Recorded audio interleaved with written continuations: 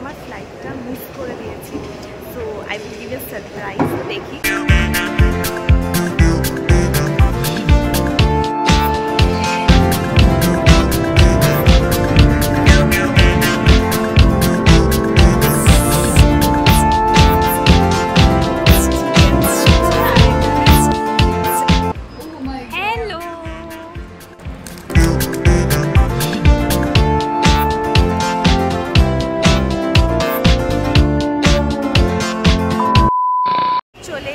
এয়ারপোর্টে টার্মিনাল 1 এবার check in করবো। ডিজি যাত্রাতে তো আমি অলরেডি নিয়েছিলাম, চেক ইন হয়ে গেছে, আমার চেক ইন করবো। Okay, so finally security check in and boarding pass I have receive. And এবার আমি যাচ্ছি একটু লাউঞ্জের দিকে, ভাবছি ওখানে কিছু একটু ব্রেকফাস্ট করবো। তো চলো ওখানটাতে যাই, ফুড টার্মিনালের দিকে যাচ্ছি, লাউঞ্জটা ওদিকেই রয়েছে। আর আমার ফ্লাইট হচ্ছে 9:30। তো আমরা যখন অনেক সময় আছে, আমার 8:45 বোর্ডিং টাইম, তো আমার টাইম আছে এখন 8:10। হ্যাঁ 8:10 এখন। তো লাউঞ্জে গিয়ে তারপর ওখানে দেখা হচ্ছে।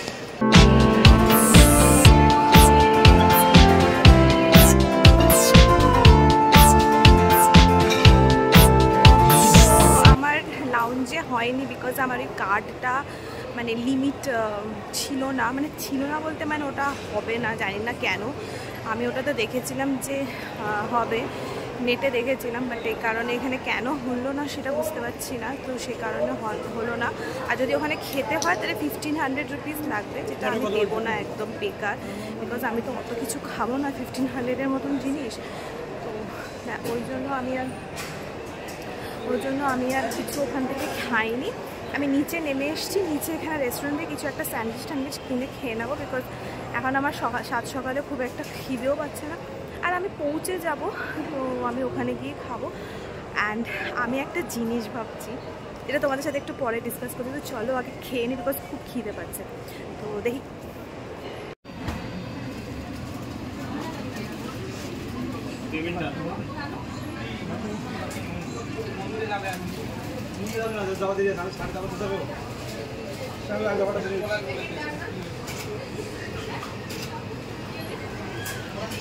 সো আমি নিয়েছি সাবওয়ের থেকে স্যান্ডউইচ। এবার আমি খেয়ে নিই। বাজে 8:43, একটু বাদেই আমার বোর্ডিং শুরু হয়ে যাবে।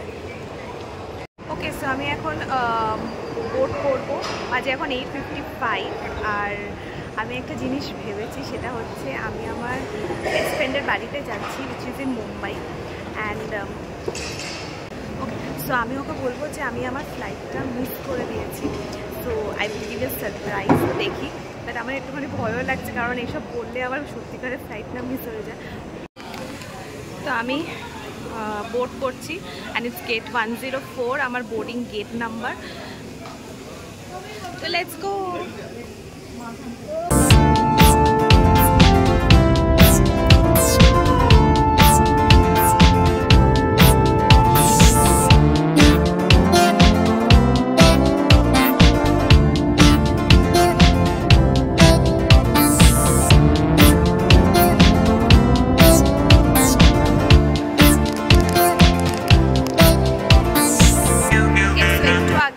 ফ্লাইটটা ল্যান্ড করলো আর লাগেজও পেয়ে গেছি।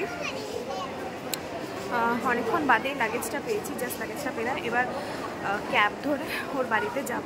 আর আই গেস ও মনে বুঝতে পেরে গেছে যে আমি আসছি, বিকজ আমার তো ফ্লাইটটা অফ, মানে মোবাইলটা অফ হয়ে গেছিলো। তো সেই কারণে মনে হয় বুঝতে পেরেই গেছে, কারণ ও জিজ্ঞেস করলো ল্যান্ড করলি কি না। তো ফাইনালি গাড়িতে উঠে গেছি। আর অনেকক্ষণ দাঁড়ানোর পর তারপরে কি গাড়িটা পেয়েছি। বেশ অনেকগুলো ওলা ক্যান্সেল করে দিচ্ছিলো, ওলা উবের দুটোই আমি বুক করার চেষ্টা করছিলাম, দুটোই ক্যান্সেল করে দিচ্ছিলো। অনেকক্ষণ বাদে এটা পেয়েছি। তো এখন হেড করছি ওর বাড়ির দিকে। বাট অ্যাজ ইউজুয়াল যেরকম আমি বললাম যে মেবি হয়তো বুঝতে পেরে গেছে যে আমি মানে পৌঁছে গেছি, যে কারণ ও মেসেজ করেছিল। তো জানি না, ওকে ফোন করবো পরে একটু কাছাকাছি এসে গেলে। এমনি আমি ওর রাস্তাটা তো মোটামুটি জানি, তো কাছাকাছি এসে গেলে আমি একটুখানি তখন ফোন করবো ওকে।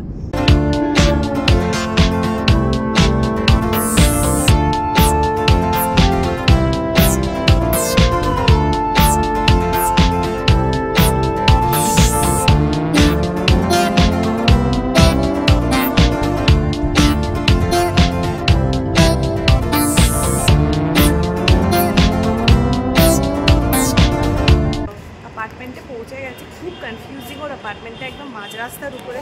আমি তো ভাবলাম আমি ভুল জায়গায় হয়তো এসে গেছি, বাট ও ফাইনালি পৌঁছে গেছি। আর ওকে অ্যাজ ইউজুয়ালি মানে গেটের মধ্যে ওর নাম, নাম্বার, ফ্ল্যাট নাম্বার এগুলো সব বলতে হয়েছে। আর সিকিউরিটি ওপরে ওকে ফোন করে জিজ্ঞেস করবে, তো জানতে পেরিয়ে গেছে। আমার সারপ্রাইজের পুরো 12টা বেজেছে। তো এনিওয়েজ আমি এখন ওপরে যাই, ওর ওখানে গিয়ে দেখি ওর কী রিয়াকশান থাকে। আই গেস ও তো জানেই, বাট স্টিল একবার তাও ওর রিয়াকশানটা একটু আমি দেখতে চাই। লিফটে 2 মিনিটের মানে কিছু সেকেন্ডসের মধ্যেই আমি ওর ওখানে পৌঁছাবো। আর এসে গেছে। এটা ওর ফ্ল্যাট। তো চলো গিয়ে দেখি ওর রিয়াকশান কী হয়।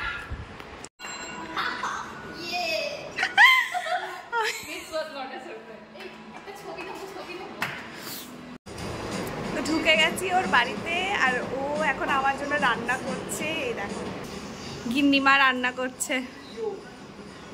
কি বানাচ্ছিস তুই? ও এখানে চিকেন বানাচ্ছে, আর এখানে রাইস বানাচ্ছে। ও আবার শাকও বানিয়েছে। ও আবার ভিন্ডি আলুও বানিয়েছে। প্রচুর, ও অনেক কিছু রান্না করেছে, কিন্তু আমার পেট ফুল। তো চলো ফ্রেশ ট্রেশ হয়ে নিই লাঞ্চের সময়, তারপরে তোমাদের সাথে কথা বলছি। আমি ফাইনালি এসে গেছি। খুব টায়ার্ড লাগছে আমার এখন, ভীষণ আমার ঘুমও পাচ্ছে। বাট এখন খেয়ে দিয়ে একটু রেস্ট টেস্ট নেবো, গল্প টল্প করবো, তারপরে পরে তোমার সাথে কথা বলছি। ওকে, সো ফ্রেশ ট্রেশ হয়ে গেছি আর চেঞ্জ করে নিয়েছি, একদম মাস্ট ফ্রেশ হয়ে গেছে। এবার ও লাঞ্চ বাড়ছে, আমরা লাঞ্চ টাঞ্চ করবো, তারপরে একটু রেস্ট নেবো, একটু গল্প টল্প করবো, তারপরে হয়তো বিকালে বেরোবো। বাট তার আগে ওর রেবিজের ইঞ্জেকশন দেওয়া রয়েছে, সেটা দেবে। তারপরে দেখি কোথায় কী করি, সেটা তোমাদের সাথে শেয়ার করবো। তো চলো আগে লাঞ্চটা কমপ্লিট করে নিই। আর এটা হচ্ছে লাঞ্চ, যেটাও আমার জন্য প্রিপেয়ার করেছে।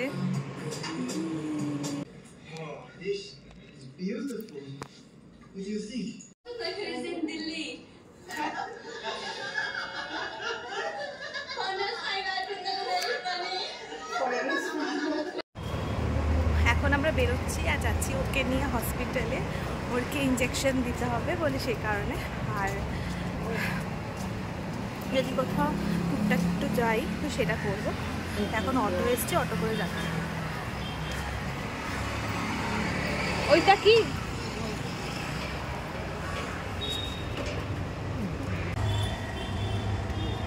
যাচ্ছে ও ইঞ্জেকশন দিতে, কারণ ওকে বাদর কামড়ে দিয়েছে। না বাদর কামড়ে দিয়েছে, স্ক্র্যাচ করেছে।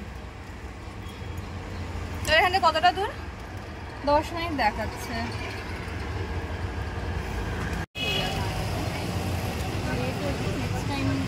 एक्चुअली मेरा कल था, मुझे पता नहीं तो डिले हो गया थोड़ा सा। ওর ইঞ্জেকশন দেওয়া কমপ্লিট অ্যান্ড আমরা এখন এই মানে হসপিটালের উল্টো দিকে একটা দোকান দেখতে পেয়েছি, সেখান থেকে আমরা ভেবেছি একটু ফুচকা আজকে বাড়িতে বানাবো। তো সে কারণে ফুচকা প্যাকেট নিয়েছি আর বাড়িতেই আলু ছাড়ানো নেবো, কারণ এখানে ফুচকা খুব একটা ভালো না। আর আমার ইচ্ছে করছে খেতে, হ্যাঁ ওরও ইচ্ছে করছে। তো সেই কারণে আমরা ভাবলাম বাড়িতেই বানাই। তো সেই কারণ ওই জন্য আমরা সব জিনিসগুলো নিয়েছি। এই সাইড থেকে চল না।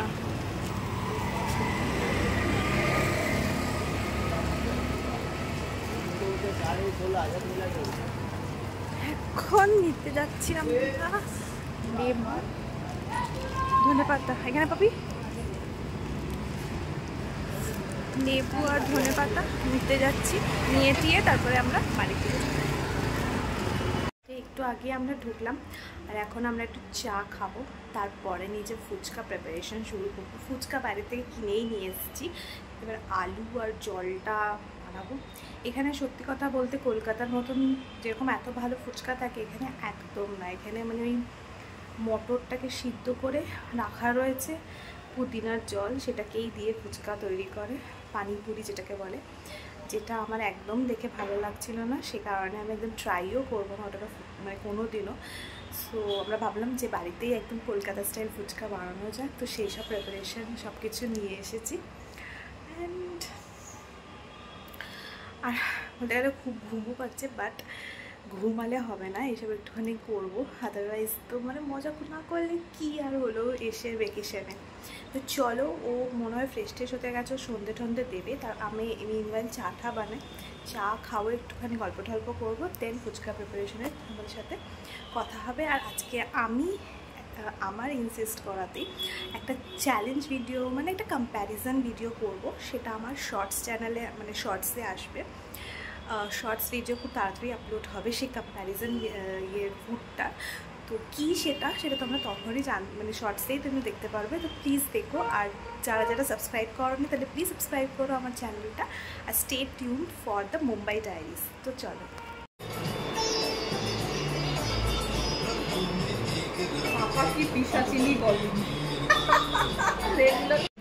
তো এখানে ছোলাটাকে সিদ্ধ করতে রেখে দিয়েছি, ছোলা সিদ্ধ হচ্ছে। আর এখানে আলু অলরেডি বয়েল হয়ে গেছে,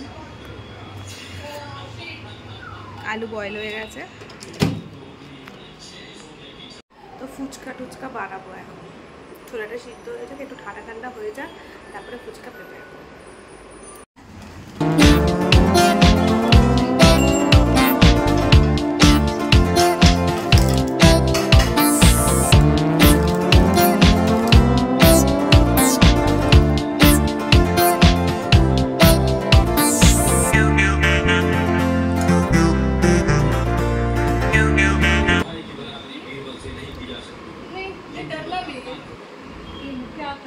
তো আমাদের ফুচকা বানানো কমপ্লিট হয়ে গেছে, আর ফুচকা টুচকা সব রেডি করে রেখেছি। এবার আমরা একটা চ্যালেঞ্জ ভিডিও করবো ফুচকা, যেটা হচ্ছে 1 মিনিটে কে বেশি খেতে পারবে ফুচকা।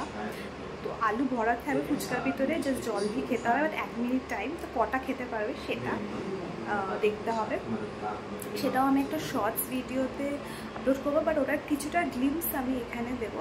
তো শর্টস ভিডিওতে সেটা আপলোড হবে, তো তোমরা প্লিজ দেখো শর্টস ভিডিওটা। আর ফুচকার রেসিপিটাও আমি দিয়েছি শর্টসে, সেটাও দেখবে। 3টে শর্টস কামিং সুন। তো চলো ঝটপট ফুচকা খাওয়া যাক।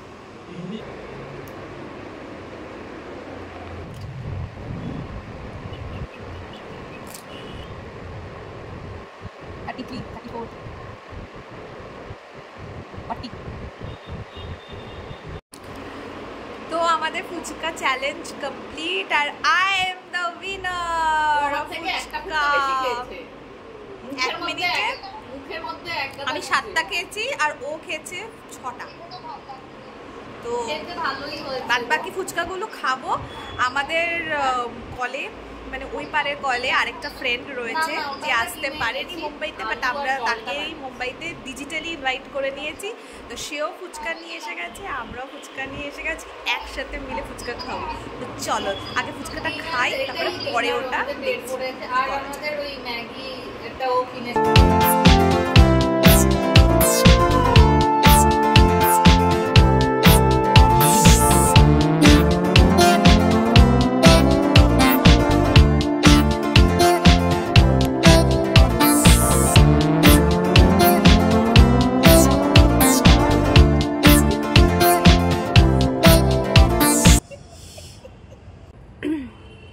ফুচকা টুচকা খেয়ে এখন আমরা এসছি ওর বাড়ির বাইরে। এদিকে পেয়ে গেছে, এদিকে পেছনে ওই প্লেগ্রাউন্ডের মতন রয়েছে, আমি ঝুলাটাতে একটু ঝুলেছি। আর পুল আছে ওই সাইডটাতে, যেটার সাথে আমার কোনো রিলেশন নেই। তো পুলের মতন থাকে, আমি আমার মতন থাকি, আমি শুধু পুলটাকে চোখ দিয়ে দেখে চলে এসেছি, কারণ আমার পুলে নামার কোনো ইন্টারেস্ট নেই। অ্যান্ড আমি এমনি জাস্ট ঘুরছি, একটু ছবি তুললাম, আর ওই দোলনায় দুললাম, ব্যাস।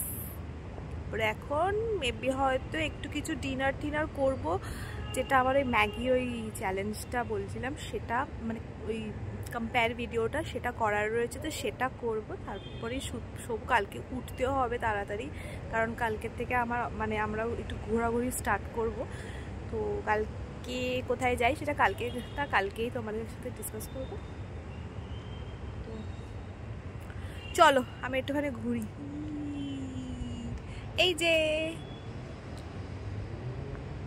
ও আচ্ছা, কেন এরকম আমার লাইটটা মুখে? কারণ কি লাইটের সামনে দিয়ে দাঁড়িয়েছি। হাফ